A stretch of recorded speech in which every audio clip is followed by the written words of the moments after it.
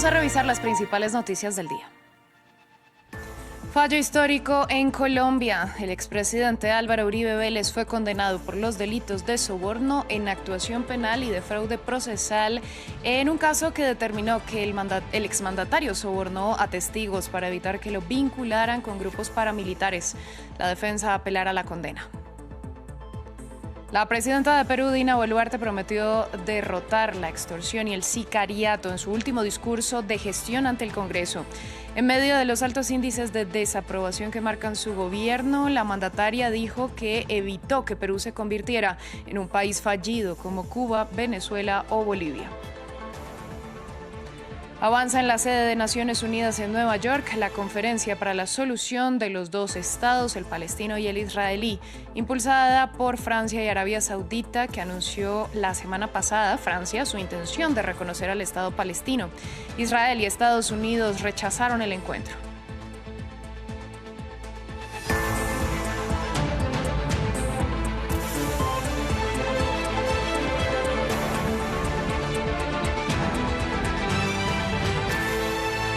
Abrimos este informativo en Colombia porque en una decisión histórica la justicia condenó al expresidente Álvaro Uribe Vélez por los delitos de fraude procesal y soborno en actuación penal en calidad de determinador.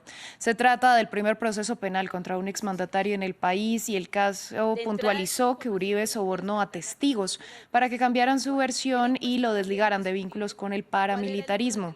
Conectamos con Albert Naya, él es periodista de France 24. Albert, amplíenos los detalles de este fallo. Sí, Valentina, bueno, ya lo has dicho, al final ha sido hallado culpable de soborno en actuación penal y de fraude procesal. Por su parte ha sido absuelto de soborno de testigos o de soborno simple. Vamos a hacer un poco de recapitulación al día de hoy en un veredicto que ha durado todo el día. La jueza ha expuesto que Uribe fue determinador de dos delitos donde se le halló culpable. Heredia apreció que el expresidente utilizó a terceras personas para materializarlo y dijo que su abogado, Diego Cadena, fue el que recibía órdenes de su parte. En cuanto al delito de fraude procesal, que penaliza el intento de engaño a la justicia, antes también decíamos, también se apreció determinación por parte de Uribe para incurrir en unos hechos delictivos. La jueza dijo que hubo misivas entregadas por la defensa a la justicia y también citó que había ciertas declaraciones de la defensa que se realizaban a cambio de dinero e incluso Heredia llegó a decir en la lectura que ser testigo se convirtió en una ocupación para algunos. Sabemos que este es un fallo de primera instancia, Albert. ¿Qué podemos decir que viene ahora en el caso?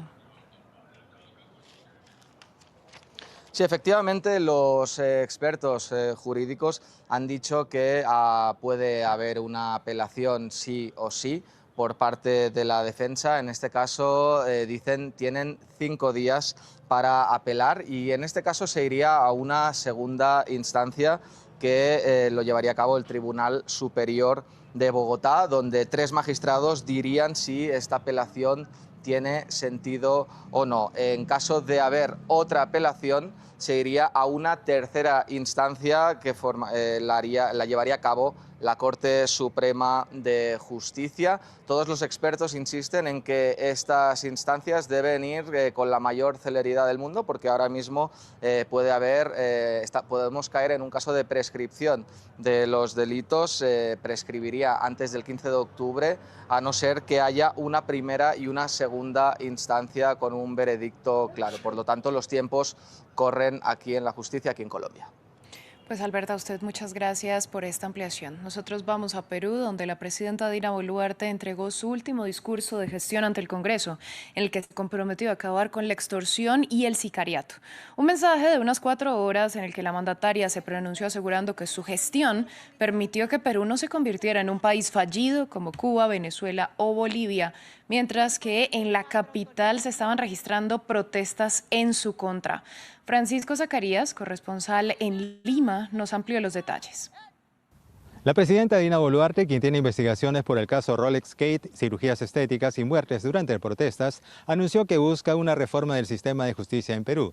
La mandataria lanzó su propuesta en medio de un mensaje de más de 4 horas al Congreso al comenzar su último año de gobierno. La jefa de Estado dijo que asumió la presidencia tras la destitución de Pedro Castillo para evitar que Perú se convirtiese en un país fallido como Cuba, Venezuela y Bolivia. Además, minimizó las muertes ocurridas durante las protestas de 2022 y 2023 y calificó como golpistas a los manifestantes, actitud que generó rechazo de congresistas de izquierda, quienes interrumpieron el discurso de Boluarte. En paralelo, cientos de personas tomaron las calles del centro de Lima para exigir el respeto a la memoria de los manifestantes fallecidos. En la jornada se produjeron enfrentamientos entre la policía y los protestantes. Tras disparos de bombas lacrimógenas y perdigones, se registraron heridos. Dina Boluarte inicia su último año de gestión con una desaprobación de 97%, mientras su aprobación alcanza el 2.1%. Un sondeo de opinión realizado por la encuestadora CPI revela que 70% de la ciudadanía desea que Boluarte deje de ser presidenta lo antes posible, mientras que un 29% considera que debe continuar hasta julio de 2026. Por otro lado, el 50.7% de peruanos cree que la gobernante irá a la cárcel después de concluir su mandato, mientras que el 10.5% considera que fugará de la justicia. Un horizonte más que complicado el de Dina Boluarte. Tras un año de la cuestionada segunda reelección de Nicolás Maduro como presidente de Venezuela, proclamada por un organismo controlado por el chavismo, la oposición insiste en que venció la contienda electoral. Más en el informe del Mariángulo. Un año después de la segunda reelección de Nicolás Maduro, la división persiste en Venezuela. Para la líder María Corina Machado, que insiste en que la oposición ganó los comicios, la batalla aún no está perdida, por lo que desde la clandestinidad llamó a los militares a no desertar, sino a formar equipos para defender lo que a su juicio el pueblo ordenó en las urnas hace 12 meses. Escucha esto, Nicolás Maduro. Tú que tanto miedo tienes a que te invadan, las fuerzas que te sacarán del poder ya están aquí, dentro de Venezuela, y somos millones. En nuestro pasado enfrentamos y derrotamos la opresión. Ahora lo haremos para siempre. Venezolanos, escúchenme bien.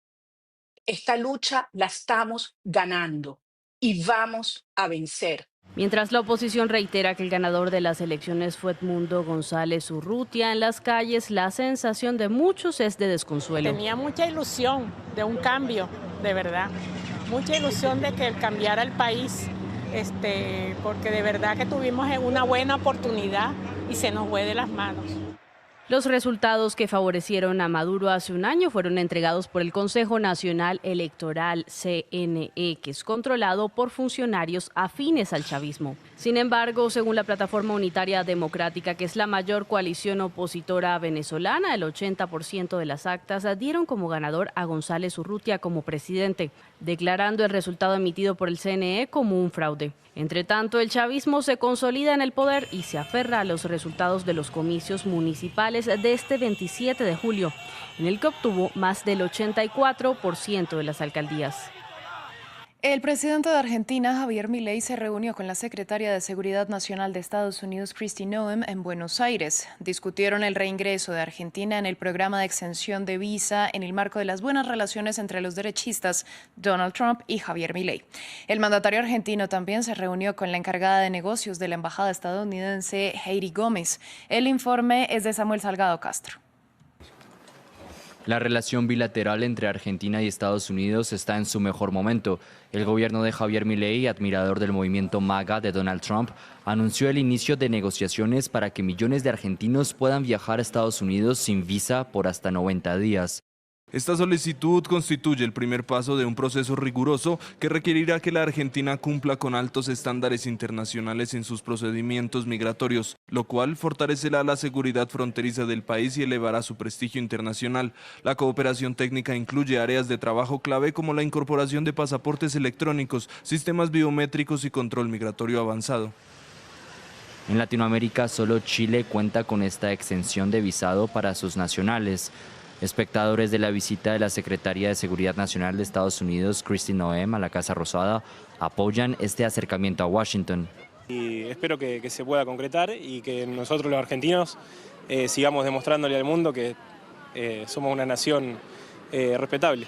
Sí, yo creo que está bueno, agiliza un poco el trámite, a mí particularmente me facilita un poco el tema del ingreso a Estados Unidos para viajar, para ir a hacer música, que es mi labor, y bueno, lo hace más dinámico y más fácil, como lo decía. Un paso más del gobierno de Milei que refuerza el enfoque de la política internacional argentina. En Nueva York, la policía informó que al menos 3 personas resultaron heridas por un tirador que, según las palabras de las autoridades, fue neutralizado. Se trata de un agente y 2 civiles. Los hechos ocurrieron en Manhattan alrededor de las 6 de la tarde, hora local, cerca de las oficinas de la empresa de inversiones Blackstone. Esta es una información en desarrollo que estaremos actualizando en nuestras emisiones. Comenzó en el seno de Naciones Unidas, en la ciudad de Nueva York, una cumbre encabezada por Francia y Arabia Saudita que tiene como eje principal analizar la solución de los 2 estados para el conflicto palestino-israelí. La cita, que tiene lugar en un momento crítico de la situación humanitaria en Gaza, no cuenta con representantes del gobierno de Israel ni tampoco de Estados Unidos, que rechazaron este encuentro. El informe lo tiene Juan Pupiales. La diplomacia tiene una nueva cita ante la guerra en Gaza. En un momento en donde la presión internacional se hace más fuerte sobre el gobierno israelí y su ofensiva sobre el enclave, Naciones Unidas dio inicio a una cumbre en donde el futuro del Estado palestino está en el centro del debate. El principal eje es el de evaluar una solución de 2 estados, uno palestino y otro israelí, una postura que desde hace décadas respaldan la mayoría de los miembros de la ONU. La paz es posible. Queremos construir una alternativa al permanente estado de guerra en la región y esta alternativa debe pasar por una solución de 2 estados, uno israelí y otro palestino. Francia es, junto con Arabia Saudita, quienes encabezan esta cumbre originalmente fijada para junio y mermada a una reunión ministerial. El país galo viene de anunciar que reconocerá al Estado palestino en septiembre en una decisión rechazada por Estados Unidos e Israel, los 2 grandes ausentes de la presente cita. El Departamento de Estado compartió un escueto comunicado al respecto. Esto es una treta publicitaria que llega en medio de unos delicados esfuerzos diplomáticos para terminar el conflicto. Lejos de promover la paz, la conferencia va a prolongar la guerra, va a alentar a Hamás y a premiar su obstrucción y va a mermar los esfuerzos del mundo real para conseguir la paz. La cumbre también aborda la reforma de la Autoridad Nacional Palestina, la normalización de las relaciones entre Israel y el mundo árabe y el desarme del grupo Hamás que controla la franja. Israel se debe retirar completamente de la franja de Gaza y jamás debe entregar su control sobre el enclave y entregar sus armas a la autoridad palestina. Después de más de 21 meses de guerra, las autoridades palestinas denuncian la muerte de cerca de 60.000 personas en Gaza y mientras la expansión israelí en la franja y en la Cisjordania ocupada avanza, gran parte del mundo ha decidido actuar al menos en el terreno diplomático para construir un Estado palestino. En Europa continúan los incendios por las altas temperaturas. Los bomberos lucharon el lunes para extinguir incendios forestales en 3 provincias diferentes de Turquía y 3 bomberos voluntarios murieron, lo que eleva el número a 17, el total de víctimas mortales relacionadas con estas conflagraciones en el último mes. También se produjeron fuegos en Grecia, Bulgaria y Albania, tras varios días de calor abrasador en toda la región mediterránea, avivado por fuertes vientos. Este incendio en el noroeste de Turquía lleva ardiendo desde el sábado, cerca de Bursa, la 4ª ciudad más grande del país. Miles de personas han sido evacuadas de la zona, pero algunos lugareños se han quedado utilizando todos los medios a su alcance para combatir las llamas que arrasan las colinas boscosas. Después de haber sido controlado en gran medida el lunes por la mañana, el incendio se reavivó debido a los fuertes vientos. Hermano, llevamos aquí 3 días corriendo con los camiones cisterna de los residentes y los vehículos del ayuntamiento. El fuego ha vuelto a empezar allí detrás. No sabemos a dónde ir. Vienen helicópteros y demás para intentar ayudar. Estamos intentando apagarlo a mano con piedras y tierra. Mientras los bomberos luchan contra las llamas, esperan que esta semana sea especialmente crítica. En medio de una intensa ola de calor procedente de África y con Turquía transitando su temperatura más alta jamás registrada, 50,5 grados centígrados, en el sureste del país el sábado. El Cuerpo de Bomberos de Grecia también estuvo apagando incendios el lunes. Según informó, en las últimas 24 horas se habían producido 44 incendios forestales en todo el país, incluidos algunos cerca de una universidad y de barrios densamente poblados de Atenas. Esto después de que la tercera ola de calor de este verano alcanzara su punto álgido durante el fin de semana, con temperaturas que superaron los 40 grados en muchas zonas. Fin del informativo, gracias por su sintonía.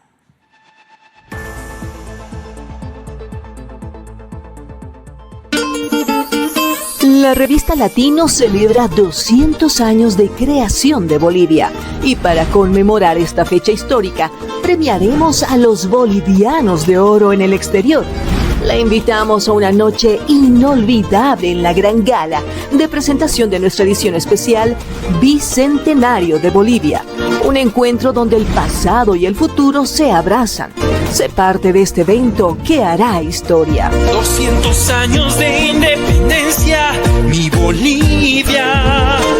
Cambas, collas y chapacos compartiendo tu canción. ¿Tu campaña está lista para la victoria? Cardiza y Analítica es tu socio estratégico con análisis de Big Data e inteligencia artificial. Transformamos el ruido de las redes en información clave para tu triunfo. Ofrecemos asesoría política integral, servicios de analítica de vanguardia, libros especializados y capacitación exclusiva. Con Cardiza y Analítica no solo compites, ganas. Contáctanos.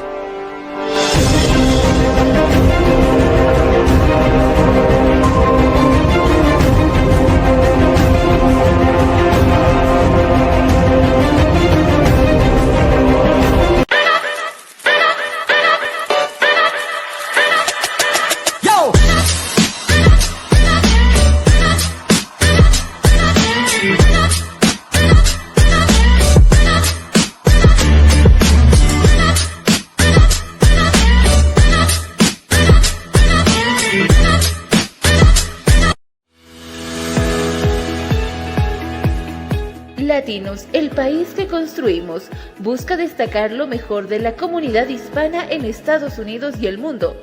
Todos los días te informamos por nuestra red multimedia y no te olvides buscar nuestra edición impresa de forma gratuita todos los meses.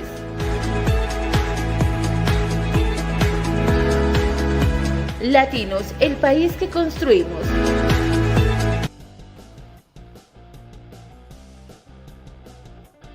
Buenos días, amigos y amigas, como siempre, nosotros transmitiendo desde los Estados Unidos y también en simultáneo desde Bolivia a través de las plataformas de la revista Latinos y también de Bolivia, el país que construimos, y por supuesto también a través de las redes de la periodista Miroslava Fernández en Bolivia. Bien, el tema de hoy aquí en los Estados Unidos, lo que más ha llamado la atención sin duda, que ha sido el tiroteo de la víspera. Ayer, cerca a las 7 de la noche, hora de Nueva York, hora de la costa este de los Estados Unidos, se anunciaba el lamentable hecho de que un hombre armado había subido a un edificio, había disparado y al menos 5 personas habían perdido la vida. Después, él se disparó y también perdió la vida.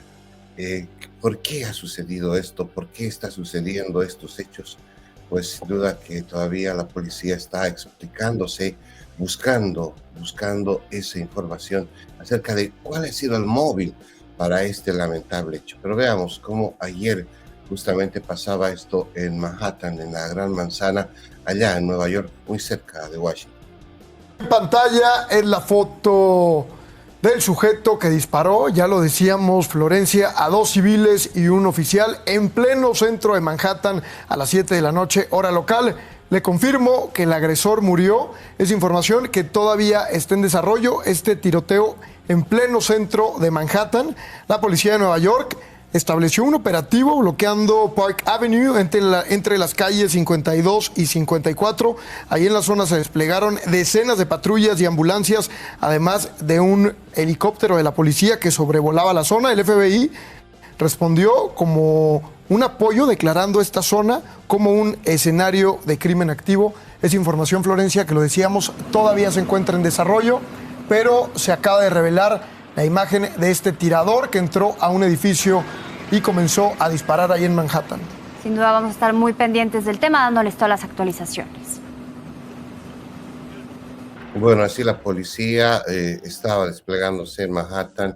También los medios de comunicación estaban hablando sobre este hecho. Esta es la foto está circulando en redes sociales. Él es el presunto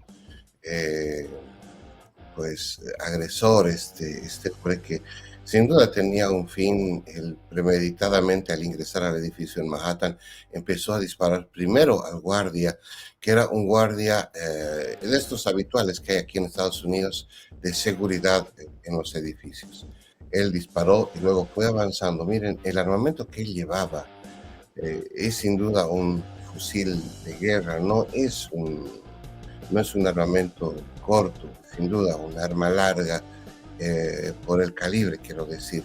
Y bueno, él entraba, esta es la fotografía que está circulando en redes sociales, e ingresaba a Manhattan disparando a este edificio y en el camino se llevaba vidas humanas. Bueno, también hay otros reportes de la televisión francesa, la televisión alemana, han estado haciendo cobertura especial en Nueva York.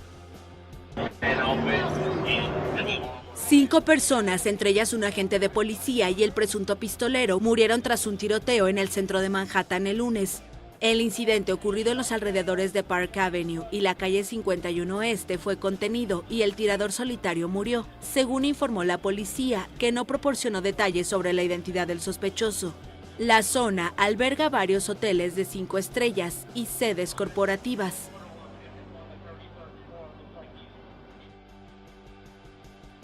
Bien, ahí teníamos el informe de la AFP. De esa manera se contaba justamente este lamentable hecho que se ha vivido en Nueva York. 5 personas al menos han perdido la vida y el tirador también se ha quitado la vida una vez que cometió estos hechos. Ahora, la pregunta es, ¿por qué ha tomado esa decisión? ¿Por qué ha decidido tomar esta actitud? Pues sin duda es algo que la policía tendrá que determinar. Lo cierto es de que hoy es una noticia de primera plana en varios medios de comunicación aquí en los Estados Unidos. Si bien es cierto que la violencia es producto justamente de que se puede comprar armas prácticamente de forma muy rápida y no existe incluso mucha regulación, con la excepción de que uno presenta un ID, es decir,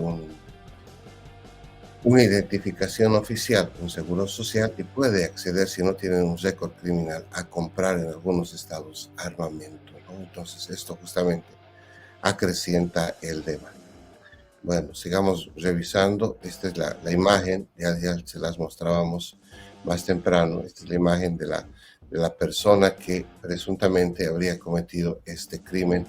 Esta es la fotografía del tirador, así lo están mostrando en redes sociales, lo están mostrando en las diferentes plataformas. Y bueno, hoy seguramente tendremos más información. Ayer hubo un despliegue de la policía, como es habitual, buscando qué ha pasado, buscando respuestas acerca de este lamentable hecho. Pero para la gente que recién ha llegado a nuestra sintonía, gracias. Veamos un poquito y escuchemos la nota. Y esta que ve en pantalla es la foto del sujeto que disparó, ya lo decíamos, Florencia, a 2 civiles y un oficial en pleno centro de Manhattan a las 7 de la noche, hora local. Le confirmo que el agresor murió. Es información que todavía está en desarrollo. Este tiroteo en pleno centro de Manhattan. La policía de Nueva York estableció un operativo bloqueando Park Avenue entre las calles 52 y 54. Ahí en la zona se desplegaron decenas de patrullas y ambulancias, además de un helicóptero de la policía que sobrevolaba la zona. El FBI respondió como un apoyo, declarando esta zona como un escenario de crimen activo. Es información, Florencia, que lo decíamos, todavía se encuentra en desarrollo, pero se acaba de revelar la imagen de este tirador que entró a un edificio y comenzó a disparar ahí en Manhattan.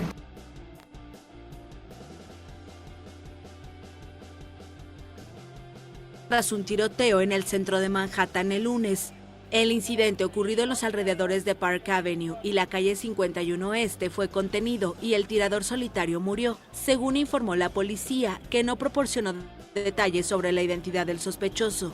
La zona alberga varios hoteles de 5 estrellas y sedes corporativas. 5 personas, entre ellas un agente de policía y el presunto pistolero, murieron tras un tiroteo en el centro de Manhattan el lunes. El incidente ocurrido en los alrededores de Park Avenue y la calle 51 Este fue contenido y el tirador solitario murió, según informó la policía, que no proporcionó detalles sobre la identidad del sospechoso. La zona alberga varios hoteles de 5 estrellas y sedes corporativas.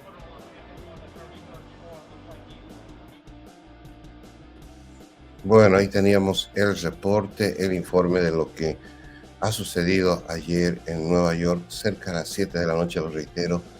Sucedía este lamentable incidente y obviamente la gente empezó a preocuparse, a saber qué ha pasado. Obviamente la pregunta, ¿cuál ha sido el móvil? ¿Por qué este hombre ha tomado esta decisión?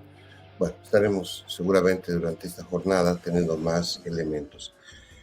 Nosotros aquí en los Estados Unidos, los chicos están volviendo a clases, están ya preparándose, están algunos todavía con el receso natural de las vacaciones, están aprovechando de estar con la familia, pero ¿qué está pasando en la comunidad hispana? Nosotros hemos estado en la ciudad de Manassas el fin de semana. En las siguientes horas, de inmediato, estaremos colocando todo el material que hicimos en la ciudad de Manassas, en Virginia, un lugar muy populoso para la comunidad hispana.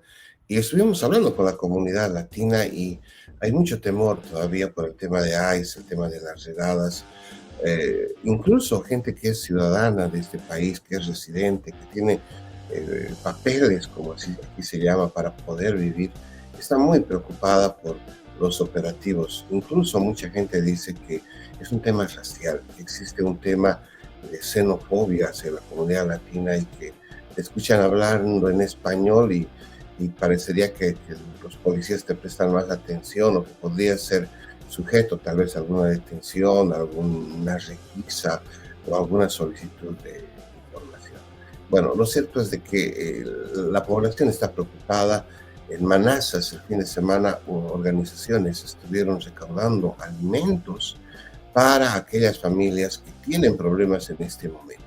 Bueno, la gente no está yendo a trabajar de forma regular y hay muchas familias que no tienen alimentos, que no tienen acceso a recursos económicos porque la familia no está trabajando regularmente. Y para eso justamente se ha hecho este fondo de alimentos. En realidad son 3 bancos de alimentos que están compilando y se van a distribuir en las siguientes horas en base ya a un ritmo, es decir, a un cronograma ya establecido. Pero veamos lo que dice la comunidad a propósito mismo de lo que se vive, el retorno a clases y este temor, ese es el término adecuado, este temor que todavía se siente en el ambiente. A menos de 3 semanas del regreso a clases en Los Ángeles, algunos padres dicen que aún no saben si van a llevar a sus hijos a la escuela, ante el temor de ser víctimas de una posible redada. En su discurso de apertura del ciclo escolar 2025, que comienza el 14 de agosto, el superintendente del Distrito Escolar de Los Ángeles aseguró que va a proteger a los estudiantes y sus familias, reiterando su promesa de no permitir la entrada de oficiales de inmigración sin una orden judicial firmada por un juez. Pero para Hugo, eso no es garantía. Salir de la escuela, eso es calle. Y yo no creo que él podrá decir eso y 1000 cosas, y es mi punto de vista.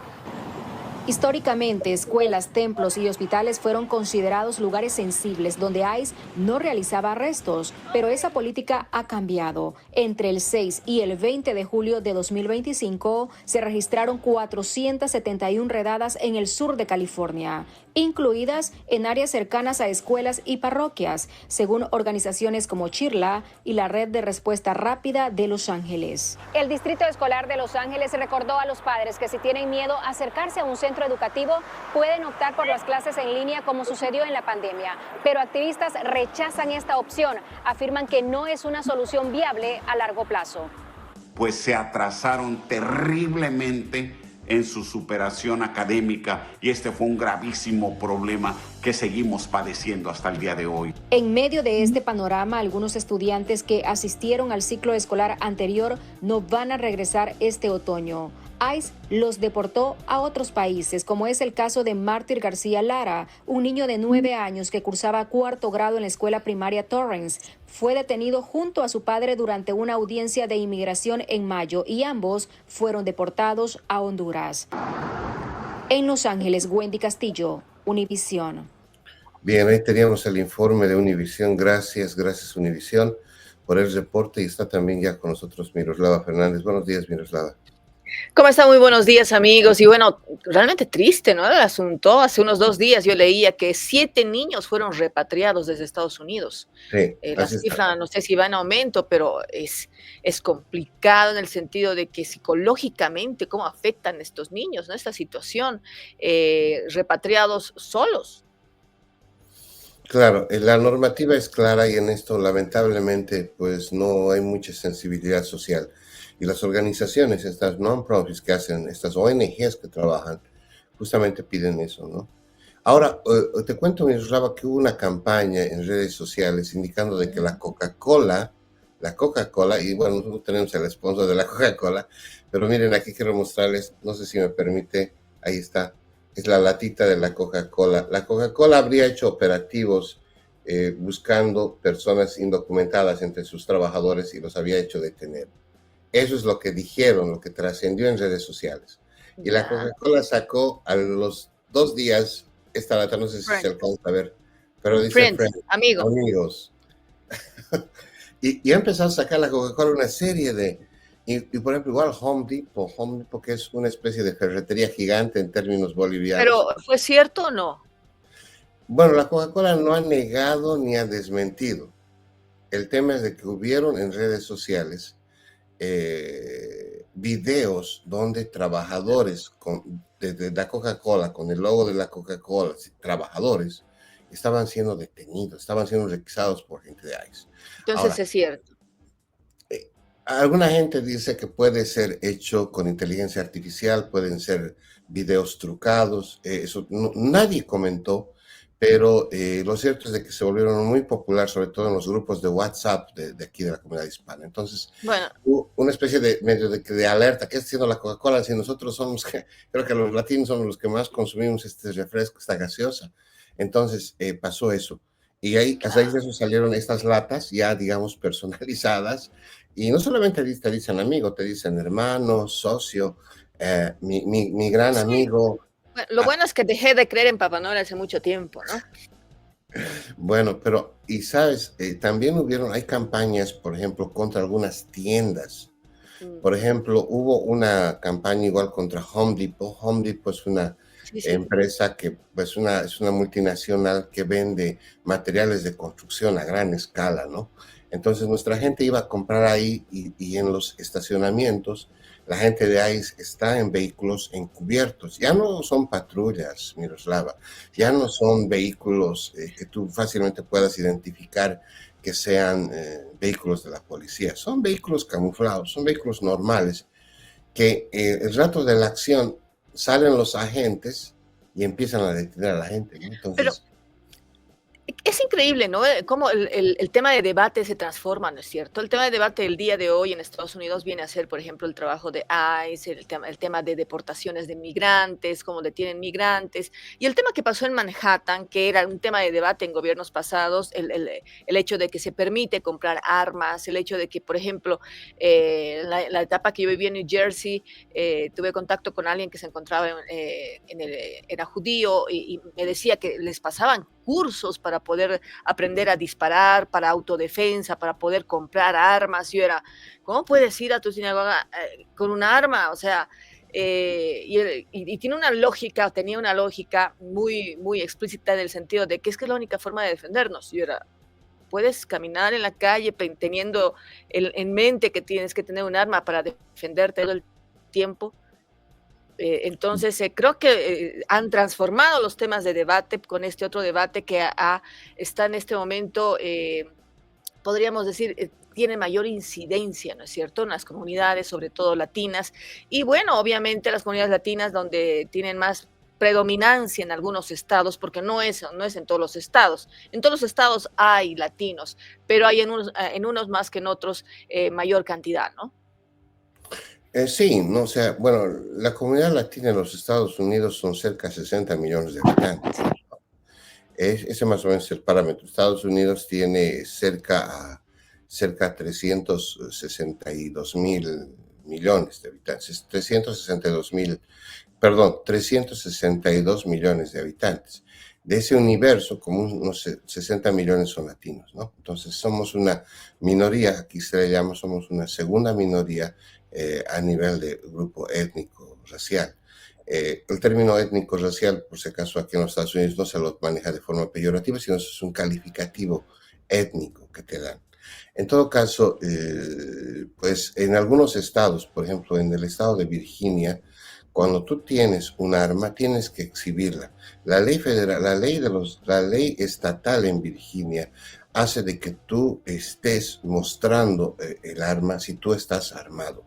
No puedes tener, digamos, bajo tu chaqueta, tu arma. Tienes que exhibirla para que la gente sepa que tú estás armado. Eso es lo que dice en Virginia. Ahora, tú te acordarás que cuando hubo la toma del Capitolio, tú veías en las imágenes incluso gente que entraba al Capitolio con armas y desfilaban, caminaban por el Capitolio, ahí por la Séptima Avenida, etcétera, por la calle 7 de Washington, o la Constitution, que es la avenida principal. Veías gente armada y tú dices, wow, es un movimiento, es una manifestación con armas. No, lo que pasa es que en Washington también la ley establece que si tú estás armado, tienes que exhibir el arma por seguridad de las otras personas. Ese es el concepto. Entonces, cuando ellos empezaron a marchar apoyando a Trump y salieron armados, justamente hacían eso. Entonces no estaban violando ninguna ley. Por eso cuando se los castiga, se los castiga por ingresar al Capitolio de manera violenta. Pero para un latino eso es un shock, ¿no es cierto?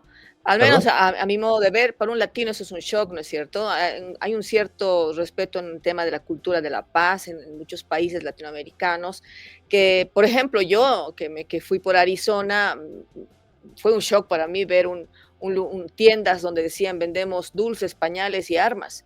Entonces aquí no es muy normal eso. Entonces ver caminar a alguien con un arma y es para que todo el mundo empiece a correr. Y bueno, en Estados Unidos eso ya se ha de alguna forma normalizado, ¿no? Es como el tema de la delincuencia. Por ejemplo, hay una ciudad de nuestro país que se llama Santa Cruz. Recuerdo que una vez en una conversación agarraban y la conversación de casi todos era que alguna vez todos habían sido asaltados y que normalizaron el hecho de que podía alguien ponerle un arma en la cabeza. Y yo era... Esas cosas generalmente, o sea, yo creo que van normalizándose en algunos lugares y bueno, en Estados Unidos parece que se ha normalizado ese tema de poder andar armado, ¿no? No por nada hay imágenes de la persona que mató cinco transeúntes, 5 personas en Manhattan, ¿no? Y resulta que había sido un jugador, un exjugador famoso de fútbol, de colegio, de la secundaria. O sea, incluso hay entrevistas en medios de comunicación y todo con el muchacho que después se habría suicidado. Entonces, son cierto tipo de detalles que, por eso te decía, cambió el debate, ¿no? Y yo creo que ya han normalizado el asunto de portar armas, de que existen tiroteos, que existe ese tipo de muertes, y ahora se está cambiando este otro tipo de debate. Cosa que en otros 2 gobiernos pasados, el debate en sí era si era realmente bueno o no vender armas a los ciudadanos. Durante la administración de Biden era uno de los debates en el Capitolio, en el Parlamento, ¿no? De Obama también. Sí, no ha prosperado, se quedó ahí. Hay una ley de armas que justamente está ahí en la gaveta de los senadores, pero por decirte, en Walmart, ya vamos a empezar a cobrar, yo creo, publicidad. En Walmart, en el sector de caza, es decir, para artículos de caza, de pesca, ahí ya puedes comprar fusiles, escopetas. O sea, ahora obviamente para qué lo uses, puedes usar para cazar un venado, porque aquí hay áreas en Virginia. Hartos venados, sí. Sí, como aquí hay canes en las carreteras muertos porque los atropellan, en Estados Unidos hay venados. Sí. Y en invierno se los ve más, porque hay los desplazamientos por la nieve, entonces siempre ves movimiento, en las que hay que manejar con cuidado, pero ya hay lugares donde te permiten hacer caza, ¿no? Entonces, obviamente tú tienes que ir con tu arma y hacer el deporte, pero más allá de que sea bueno o no sea bueno el deporte, lo cierto es que tú vas al Walmart y te puedes comprar un arma Claro. A y eso tú me ya voy, ves ¿no? para qué lo usas, ¿sí? Para cazar venados o para hacer algún ilícito, ¿no? A eso me voy. ¿Cómo cambió el debate, ¿no? El tema de debate en Estados Unidos. Ahora el debate viene a ser este tema. Por ejemplo, es preocupante el tema de los niños. El ir o no ir a la escuela, o sea, cuánto va a afectar ahora hacerlo a distancia, no hacerlo a distancia. Yo le doy la razón al activista, ¿no? O sea, tiene que haber libertad, al menos para los niños. Los niños no tendrían que estar expuestos a ese tipo de situaciones. En todo caso, tendrían que tener fases o etapas para poder de alguna forma minimizar los efectos que puede existir en un niño ser deportado. Pero bueno, es mi opinión a la distancia, ¿no? No, pero es muy válida, Miroslava, es muy válida porque el tema de los derechos son universales. El tema de la vida, al menos, pienso nosotros que como medio de comunicación tenemos que siempre recordarlo, aunque seamos una voz en el desierto. Pero te cuento de que en las últimas horas aquí en los Estados Unidos un tema importante también ha sido el anuncio del presidente Trump de que se va a crear centros de alimentos en la Franja de Gaza.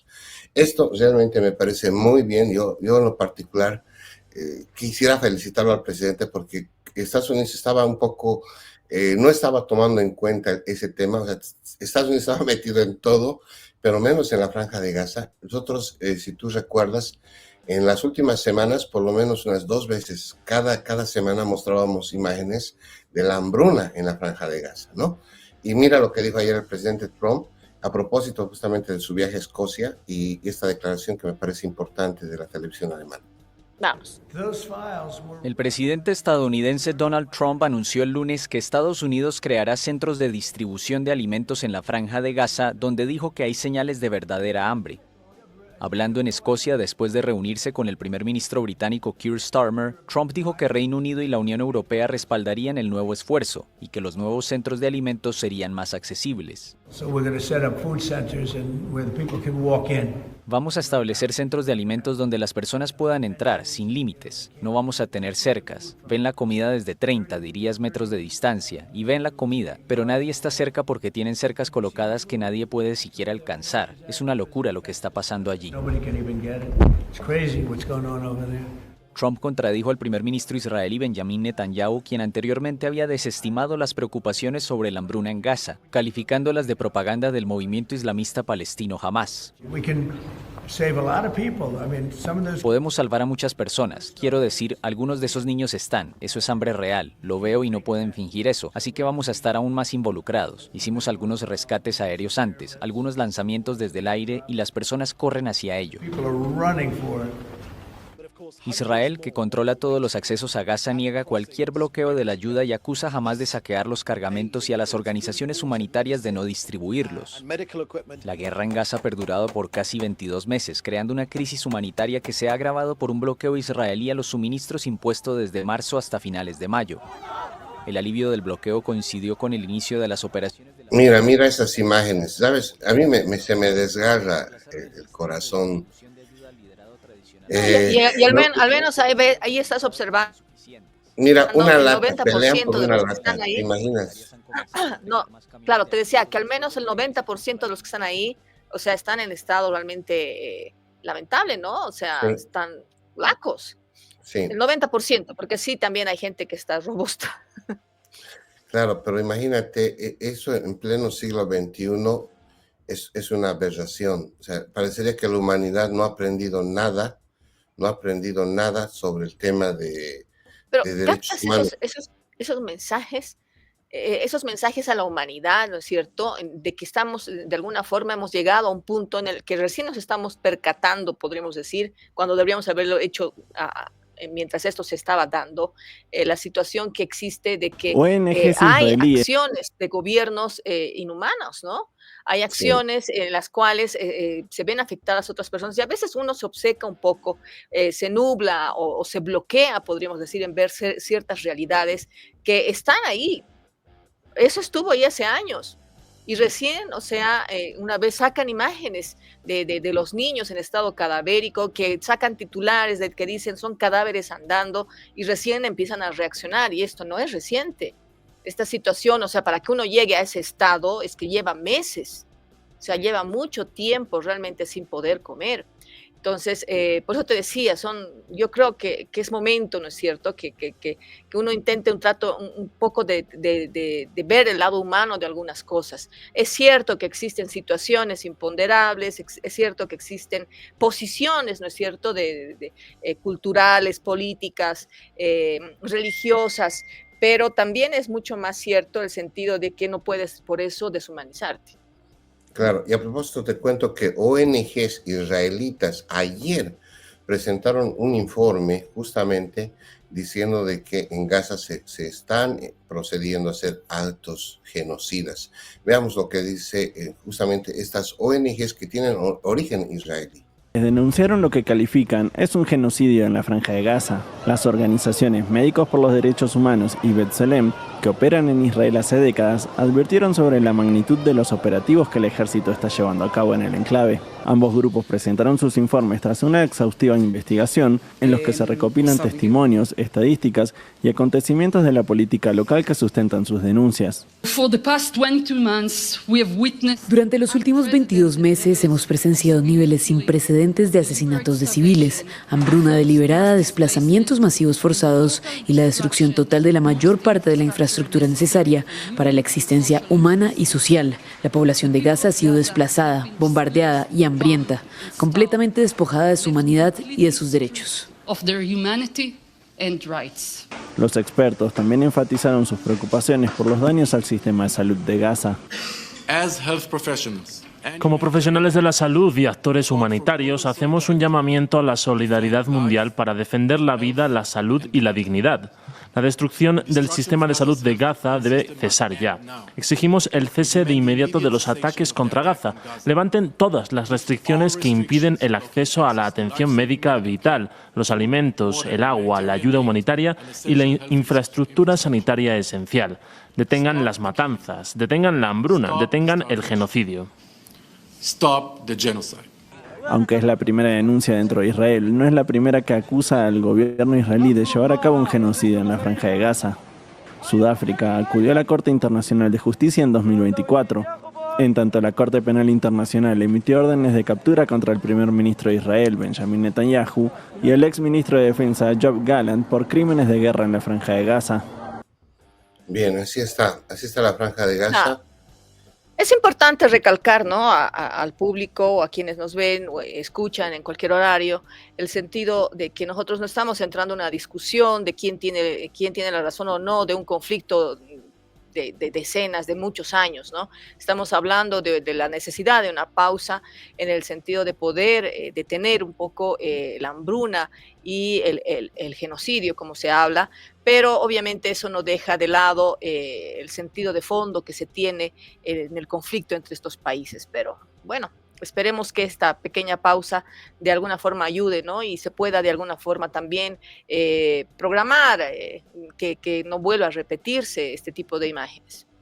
Sí, y rápidamente con esto yo finalizo, Miroslava, te cuento de que el presidente Trump ha vuelto a pedirle y le ha dado otra vez 10 o 12 días a Rusia para que finalice la guerra en Ucrania.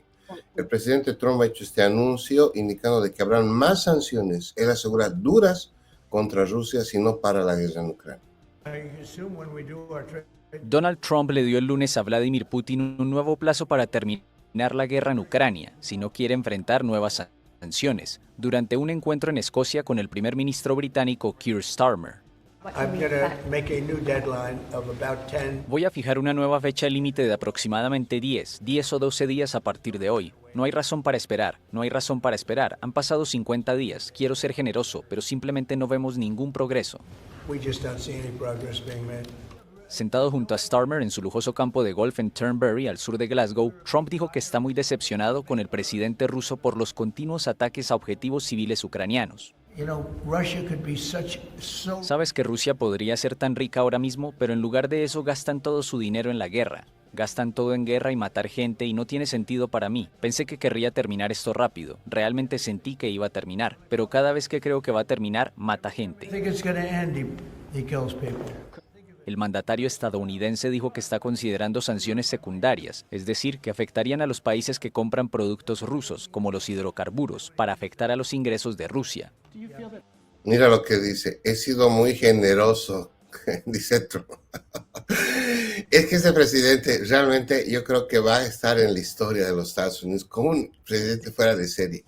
O sea, yo estaba... Además, Dime. lo interesante es cómo el mundo entero ha sido, digamos, testigo de este desarrollo de personaje, ¿no? Sí. Mira, cuando tú hablas de los presidentes de Estados Unidos, hay hitos marcados con la familia Kennedy, hay hitos marcados por Reagan, digamos, y las minorías, y tiene mucho que ver con la comunidad hispana. Reagan, algún rato vamos a hablar de eso. Obama también. Obama por el tema de los afroamericanos, pero Trump es otra cosa, es un hombre fuera de serie. Y ahora te cuento de que se hace una campaña mediática por su hijo Barron Trump, que algún rato valdría la pena, Miroslava, hacer un programa especial sobre Barron. Barron es un joven que, él ya lo dijo. Hasta mi mamá, te cuento que un día me habló de Barron Trump. No, es una celebridad. Es una celebridad, el Barron, y él dice que a los 34 o 36 años él ya va a hacer política, lo dijo ya. Y es un joven, yo te diría que tiene mucho potencial, no solo porque es el hijo de Trump, sino porque él está construyéndose, él está haciendo la huella del padre. Y va a dar y además, pero tiene como una propia imagen, ¿no? Tiene otro tipo de concepciones de algunos temas, entonces creo que eso es realmente importante, porque generalmente cuando vemos incluso actores famosos y después conocemos a sus hijos que también son actores famosos, y tú dices, bueno, es como más de lo mismo que nos están dando al público, pero existen muy pocas circunstancias en las cuales resaltan los hijos porque tienen una personalidad totalmente diferente que se la construyen ellos mismos, ¿no? Creo que este caso también es de Barron Trump. Sí, tiene mucho que ver en eso, y sobre todo por el hecho de que Trump lo ha dicho varias veces, y él mismo, su entorno, prácticamente lo ha hecho crecer al joven, así como él, es la réplica de Trump. Trump está haciendo su mejor versión en en su último hijo, en realidad, el hijo más joven que tiene, Barron Trump. Y sabes, él ha sido el único que ha estado en los discursos en el Capital Arena. Nosotros tuvimos la suerte de estar allá. Él estaba muy cerca a su padre. Se nota sus demás hermanos, sí, no acompañado al presidente en la posesión, pero Barron estaba muy al lado del presidente Trump. Y además que llama la atención porque Barron es un joven muy alto. Trump mide casi 1,80 m, o sea, Trump es grande, ¿no? Pero Barron es mucho más grande, está casi yo diría... Más alto. Sí, más alto. Entonces, el hecho mismo de que sea respingado, la forma en cómo se mueve, y además que sabe manejar muy bien el lenguaje de la imagen, el lenguaje corporal. Tiene mayor carisma, ¿no es cierto? Y es un carisma que él emana ese carisma. Trump le ha costado muchísimo darse a entender. Trump ya es su segunda gestión de gobierno y recién estamos descubriendo un Trump que nos parecía que no existía, ¿no? Pero... No, es un hombre fuera de serie. Yo cada vez quedo más sorprendido. Y yo te digo, no termina la historia de Trump con él en el gobierno. Yo pienso vamos a hablar mucho de él, si Dios lo permite, en la historia. Bueno, pues... Nos vamos a Bolivia, ¿no? Vámonos a nuestra hermosa Bolivia. Estamos a poquito del aniversario patrio, del bicentenario, y quiero agradecer, ayer me ha llegado una invitación muy coqueta de la embajada. Va a haber un cóctel con los diplomáticos el 6 de agosto, si Dios lo permite yo voy a estar allá presente, y pues muy contento por ese detalle con la embajada. Muchas gracias a la embajada. Envidio tu vida social allá, Sí, no me aburro, pero me canso. Porque, bueno, yo me encuentro en Cochabamba, pero generalmente ese tipo de vida social la llevaba más en La Paz, ¿no? En La Paz hay más movimiento, hay más eventos, actos, digamos así, como para poder hablar de temáticas nacionales. Entonces, sí, es interesante. Pero bueno, te cuento algo, voy a poner ya el titular. hay un partido político nuevo, nuevísimo, el más nuevo, como el Alto, ¿no? Como la ciudad más joven de Bolivia, que es el Alto. Morena es uno de los partidos políticos más nuevos, que ha sido recientemente fundado hace 1 o 2 años con su alcaldesa, Eva Copa. Ellos se presentaron para ser parte, digamos, de la papeleta del sufragio electoral, porque ellos estaban pretendiendo que Eva Copa sea presidenta de Bolivia, ¿no es cierto? Y hubieron un montón de dimes y diretes en el sentido de que como era un partido nuevo y Evo Morales no estaba entrando a la contienda, todos los evistas aseguraban que estaban negociando con Morena. Bueno, sorprendió el día de ayer cuando en una entrevista telefónica por un medio boliviano, un medio social, Eva Copa habría asegurado de que se retira de las elecciones. Escuchemos un poco. Morena ha decidido no participar de estas elecciones por el acoso político que ha estado sufriendo, por la instigación interna que ha habido, y bueno, muchos sucesos que han ido pasando en estas semanas, y creemos nosotros que es importante poder dar un paso al costado para poder nosotros tomar decisiones en torno a las subnacionales, ¿no? Lamentablemente hemos ido sufriendo hostigamiento en una primera etapa por temas de informes que mandamos al Tribunal Electoral por una candidatura que ya no existe. Diferentes fuerzas políticas nos han amedrentado, han empezado a acosarnos, han mandado mensajes, han hecho plantones, nos envían gente a algunas actividades que tenemos para agredirnos, verbal y físicamente en algunos casos. Y bueno, pues nosotros no creemos que esa sea parte de la democracia y nosotros no vamos a entrar a este juego. De igual manera hemos tenido gente infiltrada en nuestras filas, las cuales han hecho de que nuestra campaña se demore y que no empiece como hubiéramos querido, porque en el interior también teníamos gente que ha venido con una misión a poder desestabilizarnos, ¿no? Esa es la situación entonces, José. Bueno, eso es lo oficial, eso es, digamos, lo público. La conferencia de prensa para hablar de este tema será conocida el día de hoy, pero hablemos un poco más allá. Morena, al ser un partido joven, lo digo, el año pasado, por ejemplo, había una movilización de unas, digamos, de que dirigentes sindicales, movimientos sociales, empresarios del Alto, estaban empezando a crear el soporte, ¿no? La base sólida de lo que era Morena mediante una especie de institución o algo así que se llamaba Vamos Bolivia, y que reunía, digamos, a líderes de diferentes ciudades para precisamente ver a quienes rescataban y ser puntales en cada región del país y conformar lo que es Morena. Te lo digo porque fui invitada el año pasado. Entonces, rescataron a muchas personas que estaban dispuestas a ingresar a este partido político. El objetivo de ellos en realidad es el 2030, no este 2025.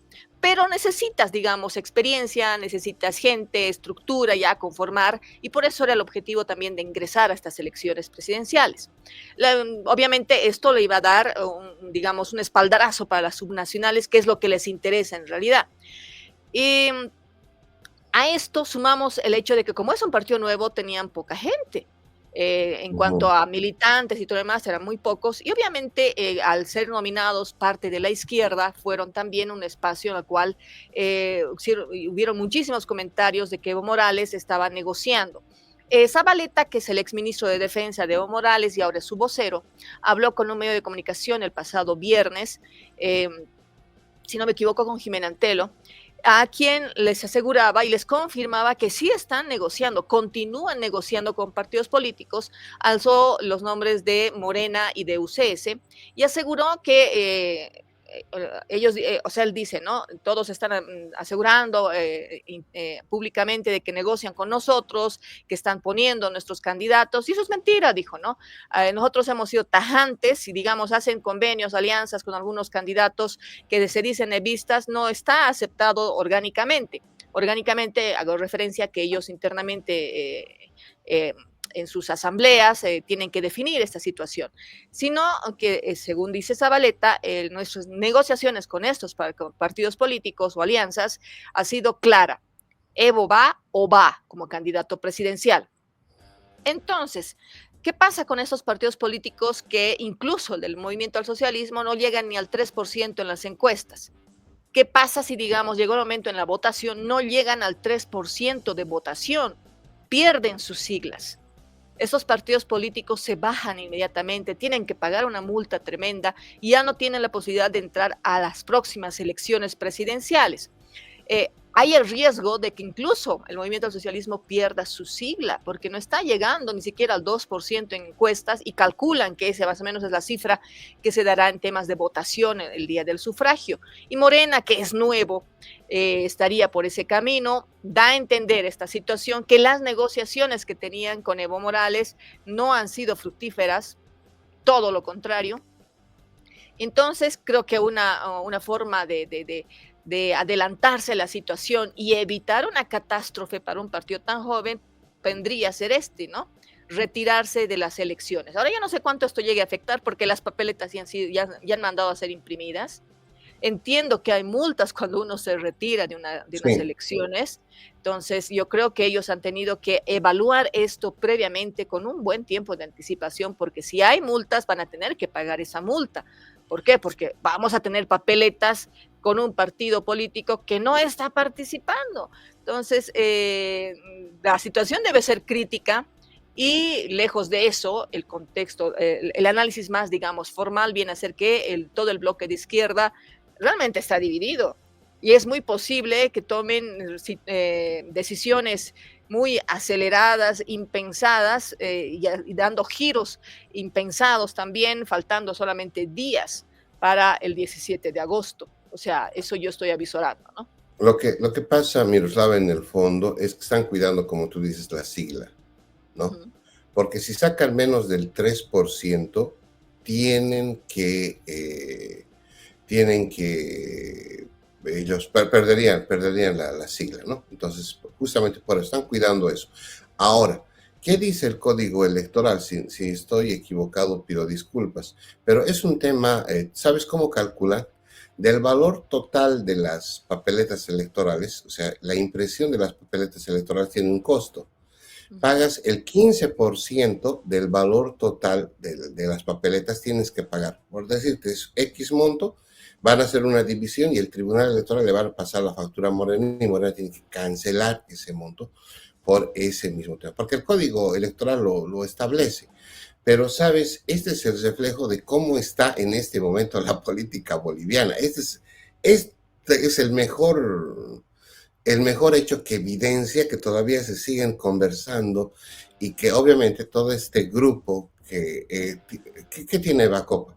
Tiene Bacopa atrás toda la infraestructura de la alcaldía, que hay que ser claros, que lo utilizan para campaña política. Tienes a todos los empleados de la alcaldía, todos los vehículos de la alcaldía, la maquinaria pesada de la alcaldía, porque no es catino. Pero solo en el Alto. Solo en el Y Alto. no ha llegado a movilizarse en otras partes del país. Yo no la he visto haciendo campaña.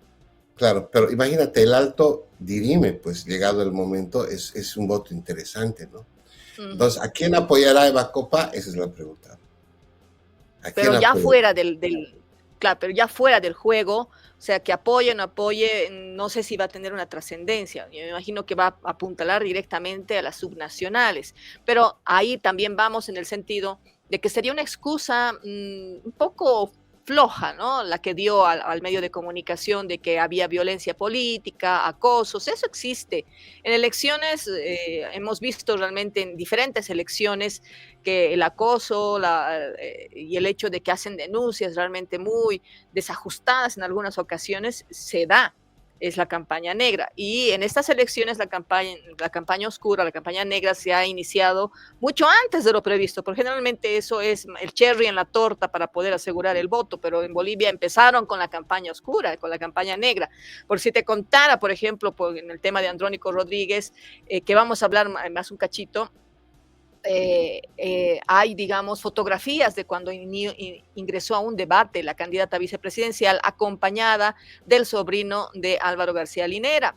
Y el sobrino de Álvaro García Linera tiene acusaciones de violencia intrafamiliar, tiene una serie de denuncias, podríamos decir, y esta situación, en vez de, digamos, de amilanar a esta candidata, todo lo contrario, salió a los medios de comunicación para decir, no señores, yo elijo con quién ando y yo sé lo que hago.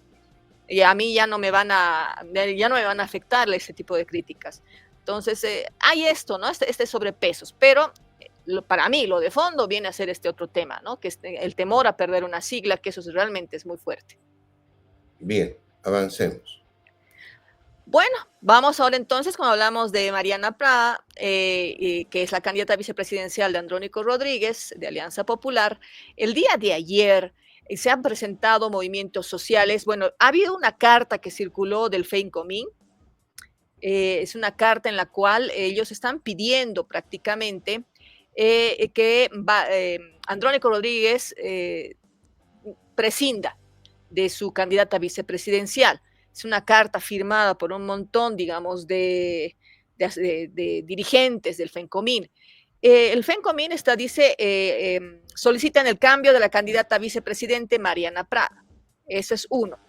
Y después tenemos otra situación en la cual vemos a David Mamani, ejecutivo de la Federación de Trabajadores Campesinos Tupac Katari, que oficializa también el pedido de sus bases sobre el cambio de la candidatura de Mariana Prado y de Susana Bejarano, que es la candidata a primera titular de senadora en La Paz. ¿Qué pasa con estas dos personas, estas dos mujeres? Han sido parte del gobierno de Evo Morales. Eso quiere decir que realmente existen movimientos sociales que están molestos con lo que ha pasado en el 2019 y cómo se ha desenvuelto y se ha dividido el movimiento al socialismo. Escuchemos entonces al dirigente. Organización social de la Federación Departamental Única de Trabajadores Campesinos de La Paz, Tupac Katari, orgánico. Nosotros habíamos decidido orgánicamente hacer una... Aquí el hermano Andrónico Rodríguez, si quiere ganar en elecciones nacionales, en primer lugar tiene que escuchar al pueblo boliviano, tiene que estar al lado de su gente que está sufriendo con esta crisis económico, político, social. Pero hasta ese momento, por alguna persona que se está entrometiendo, no están decidiendo escuchar al pueblo. Por eso hay una gran indignación, molestia y descontento social de nuestras autoridades de base y asimismo de toda la ciudad, ciudadanos. Y en caso contrario, si no cumplen nosotros como autoridades, de manera orgánica, de aquí a 72 horas, 3 días, les vamos a convocar a nuestras autoridades de las federaciones provinciales de Tupac Katari y Bartolina Sisa, en el cual vamos a analizar, evaluar y vamos a tomar decisión si continuamos con apoyo o quitamos definitivamente ante elecciones nacionales. Es Mariana Prado y Susana Bejarano, ¿no? Exactamente, estamos exigiendo a que se sustituya a la candidata a la vicepresidencia Mariana Prado Noya, asimismo a la candidata de la primera senadora por departamento de La Paz, Susana Bejarano, que realmente todos los días están causando el efecto en restar el voto popular. Nadie no está de acuerdo. ¿Por qué? Porque tienen tienen una trayectoria, un antecedente negativo, ¿no? Que en anteriores siempre habían estado en diferentes partidos políticos. Asimismo, hasta su marido de la Susana está como asesor de Doria Medina. Ese tipo de candidatos no puede representar al departamento de La Paz. Bueno. ¿Qué dices? Bueno, no sé qué actitud llegue a tomar el candidato presidencial, Andrónico Rodríguez, pero no es la primera vez. O sea, él ni bien hizo la presentación de su candidata, ya existieron voces y él no hizo caso. Él simple y llanamente en la presentación oficial, después de que solucionó su problema con el Tribunal Electoral, volvió a presentar a la misma candidata vicepresidencial, se cerró en este sentido. Entonces no sé qué tanto llegue a dar el efecto al respecto, porque ya no se la puede sacar. Existen atenuantes, incluso dentro de la normativa electoral, para poder bajar un candidato vicepresidencial. Tiene que ser para poder inhabilitarse, tiene que ser por enfermedad, por muerte, algo estrictamente, realmente muy, muy, muy fuerte, ¿no es cierto? Entonces no es tan fácil cambiar a la candidata vicepresidencial, pero esa es la situación interna. Hablamos de FENCOMIN y hablamos de esta organización social que son fuertes, que realmente tienen un gran impacto, podríamos decir, podría tener un gran impacto a nivel de votos internamente, ¿no? Ahora cambiamos rápidamente, te cuento que el día de ayer se ha presentado lo que significa las casas de campaña por el voto nulo. Eso lo ha hecho Evo Morales, ha anunciado, son 5 casas de campaña. Vamos a ver la nota, precisamente la primera casa de campaña que se ha abierto en Santa Cruz. Entonces, después comentamos al respecto rápido. Quienes a Evo Morales abrieron en Santa Cruz una casa de campaña para promover el voto nulo en las elecciones generales de agosto. El diputado del gubernamental Movimiento al Socialismo Más, Ángelo Céspedes, que es leal a Morales, y el dirigente Reinaldo Ezequiel lideraron la apertura de la casa de campaña en el barrio Alto San Pedro, en la ciudad oriental de Santa Cruz, capital de la región homónima, que es la más poblada y el motor económico de Bolivia. Céspedes aseguró que se abrirán más casas de campaña con el mismo objetivo en Santa Cruz. Hoy día arrancamos con nuestra campaña, la campaña por el voto nulo. Siempre dijimos que si Evo Morales no estaba en la papeleta, nuestro voto va a ser nulo. Y nuestra campaña no va a quedar en esta casa.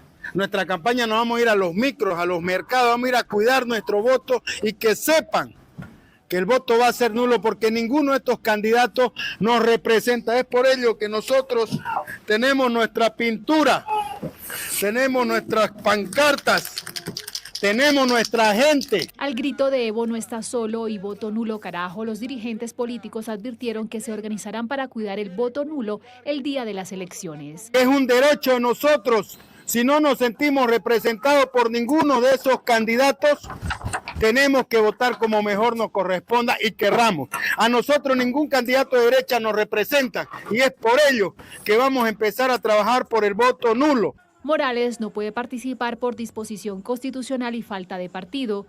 Los dirigentes aseguran que el voto nulo superará el 60%, criticando la falta de representación política. Así es la situación en nuestro país, estimado José Antonio. Casas de campaña por voto nulo. El Colegio de Abogados del Beni, a la presidenta, ha dado una conferencia de prensa en la cual está solicitando al Tribunal Electoral que inicie las acciones respectivas y también al gobierno que tome la actitud que se tomó con Ruth Nina, ¿no es cierto? Porque claro, no pueden existir acciones que de alguna forma debiliten y afecten un proceso eleccionario y democrático. Justamente por eso nace la figura del auto de buen gobierno 72 horas antes de un proceso electoral, justamente para precautelar los detalles. Lo que estos señores están haciendo me parece totalmente legítimo, qué sé yo, tener una posición en contra de cualquier otro candidato, pero lo que no pueden ellos es entorpecer el proceso electoral, porque como tú sabes, Miroslava, y la audiencia boliviana también lo sabe, una elección es convocada por ley del Estado, o sea, no es simplemente, no es tan simple el parámetro conceptual jurídico. Entonces, pues deberían detenerse a estas personas, ¿no? Es lo que correspondería y justamente el colegio a eso apunta. Hay un tema, mira lo maquiavélico que puede resultar si empezamos a tejer al respecto. ¿Qué tal si hay detenciones? ¿Qué tal si suman las detenciones? ¿Qué tal si esto viene a ser más o menos el pretexto para empezar a tomar acciones, movilizaciones, faltando solo días para el 17 de agosto y de esta forma evitar elecciones el 17 de agosto? Recordemos que recientemente han asegurado que sin Evo no iba a haber elecciones. Entonces el riesgo viene a ser también ese, ¿no? Es como una afrenta, es como decir, vamos a hacer lo que queramos y a ver qué nos hacen. Y nos hacen algo, respondemos, no va a haber elecciones. Entonces esa es la situación a la cual nos están, digamos, o están queriendo llevar, de acuerdo a lo que yo estoy visualizando. Están programando realmente acciones que puedan ser un puntal, digamos, de lo que va a significar el 17 de agosto. Entonces, van transcurriendo los días, las campañas políticas, te diré que acá en nuestro país son mínimas comparadas con otras elecciones presidenciales. En otras elecciones presidenciales teníamos plagadas las rotondas, las caravanas, gente con banderas, hablando de los partidos políticos a los cuales son militantes. En esta ocasión se redució casi a la mitad. No sé si es el tema económico o esta circunstancia en la cual hay incluso comentarios de que es muy posible de que no existan elecciones, pese a que ya el gobierno ha blindado el asunto, ¿no? Y bueno, a esto, antes de que nos vayamos a una nota de otro país, agregar que la situación acá en Bolivia está económicamente mal. Siguen las filas en las estaciones de servicio por combustible, y en la ciudad de La Paz no hay la marraqueta. Ha desaparecido la marraqueta en las tiendas en la ciudad de La Paz. La marraqueta es un tipo de pan muy conocido, tradicional en La Paz, que es el pan del pueblo más o menos. ¿Por qué? Porque la marraqueta se la realiza con dos tipos de harina. Un tipo de harina es de la Argentina y otro tipo de harina es nacional. Entonces esto provoca de que el pan cuando sale del horno sea tan crocante, ¿no? Sea tan inflado y tan crocante, que es más o menos el vicio de muchas personas. Al no existir la subvención o el hecho de que doten precisamente de este tipo de harina a los panificadores, esto ha evitado que se haga el pan de batalla como la marraqueta. Entonces tenemos filas enormes. ¿Por qué? Porque los panificadores han decidido suspender sus actividades, están a menos de media máquina, y hay una escasez de pan en la ciudad de La Paz. Eso no se veía en mucho tiempo. Imagínate tú que has probado la marraqueta, o sea, ya no tener marraqueta hace varios días. Claro, claro. Bueno, es un tema principalmente del agua, pero la marraqueta te contaré. El tema es... No, también es de la harina. También es de la harina, porque te lo digo porque yo trabajé en EMAPA y se hicieron estudios al respecto, ¿no? Uno de los temas que los panificadores exigen generalmente es que se les pueda dotar de este tipo de harina, y obviamente esto se ha suspendido. No están dotando del tipo de harina que ayude a ser parte integrante. Hace el agua, hace la harina, pero sobre todo la harina, ¿no? Que es lo más caro. Sobre todo por la subvención, pues en EMAPA pedían ellos, me imagino, la subvención. Sí. Entonces, esa es la situación, así en líneas generales, de lo que está pasando en nuestro país. Pasémonos, ¿te parece?, al mensaje que dio el día de ayer Dina Duarte en Perú. Felicidades a todos los peruanos, un abrazo, que estaban de aniversario y celebraron un año más, ¿no es cierto?, de creación. Dina Duarte, presidenta de Perú, el día de ayer dio un mensaje a la nación. Y en este mensaje hace referencia a 3 países, entre ellos el nuestro. Entonces, escuchemos un poco. Sí. Por haber elegido el deber constitucional de preservar la democracia, la libertad, la propiedad, el respeto a los derechos humanos y de las instituciones democráticas. Sin embargo, pregunto, ¿qué hubiera sucedido si no hubiera asumido el gobierno y no hubiera actuado con absoluto respeto al orden democrático y a la institucionalidad? El país estaría sumido en un indeseado vacío de poder, con graves consecuencias. Elecciones en medio de la violencia y un poder autoritario e improvisado para supuestamente elaborar una nueva constitución, pretexto de los que son traidores a la patria. Un país sin inversiones, sin obras,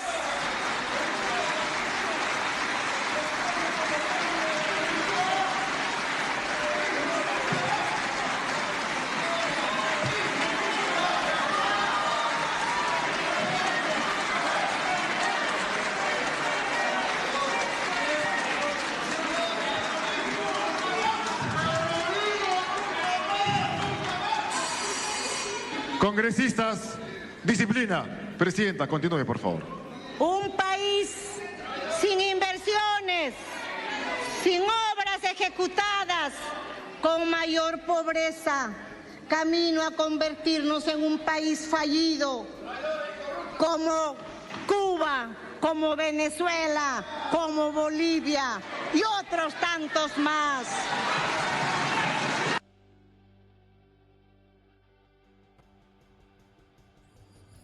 Bueno, ahí le teníamos a la presidenta justamente haciendo esas declaraciones. Y mi colega Miroslava. Bolivia, Cuba y Venezuela. Sí, la situación entonces ella antecedía a Pedro Castillo, ¿no es cierto? Y justamente cuando ella ingresó como gobierno, hubo una, podríamos decir, todo lo que era el ala evista, hubieron denuncias de que Evo Morales y el evismo había ingresado por la frontera y que ellos estaban asusando, podríamos decir, a la población peruana para que puedan evitar que Dina Duarte sea presidenta, ¿no es cierto? Entonces creo que todo eso te estaría derivando en este tipo de mensaje y por eso también estaría hablando de un estado fallido como es Cuba, Venezuela y Bolivia. Con eso más o menos terminaría. Yo no estoy de acuerdo en que un país interfiera en otro, más aún cuando es vecino. Ahí yo pienso que la señora, que además tiene un 97% de rechazo, o sea, no la quieren en su país, tiene denuncias de corrupción por el tema de dinero, tiene denuncias de corrupción por el tema de relojes, cosas, tiene varias denuncias la señora. 97%, según la última encuesta en Perú, no la quiere. Se ponga a hablar de otro país, ¿no? Y porque cada uno baila con su música y no me parece adecuado, más aún en un discurso donde no tiene nada que ver, o sea, es una desubicación total de esta mujer que lastimosamente pues está dirigiendo un gran país como es el Perú. Ojalá que el Perú salga pronto y tenga más luces, ¿no? Es lo que siempre. Claro, que entre ya en un proceso eleccionario y que definitivamente cambie un poco, ¿no? Porque Perú se parece muchísimo a Bolivia, tiene sus conflictos internos, tiene un gran, digamos, movimientos sociales, partidos políticos que crean algún tipo de conflicto en múltiples ocasiones en Perú. Perú se parece mucho a Bolivia. Sí, pero lo que ha dicho esta mujer es una torpeza. Sí. Es una torpeza contra el pueblo boliviano y yo como boliviano no solamente lo rechazo, sino que me da vergüenza ajena que una mujer use la palestra de su país para hablar de otro. Yo amo a la gente del Perú, me encanta, tengo muy buenos amigos peruanos, pero esta es una ligereza en la historia. Que bueno, esperemos que pues alguno se le corrija y que no se meta en asuntos de Bolivia. Y se lo digo con el mayor respeto, que no se meta con Bolivia porque nadie tiene derecho a hablar ni mirar el ojo en la paja ajena, como decir Chapulín Colorado, estoy ahora haciendo refranes, pero lo cierto es de que esta mujer ha cometido una ligereza, no debería hablar ni de Cuba ni de Venezuela, menos de mi amada Bolivia, porque no tiene, más aún con todo lo que está viviendo el Perú y las sombras, ¿no?, que tiene ella en su espalda. Pero en fin, bueno, es parte de la política. Sí, eso es todo. Entonces, con eso nos despedimos el día de hoy. Miroslava, hasta mañana, Dios mediante. Gracias, amigos, por seguirnos. Miroslava, hasta mañana. Hasta mañana. Un gran abrazo a todos.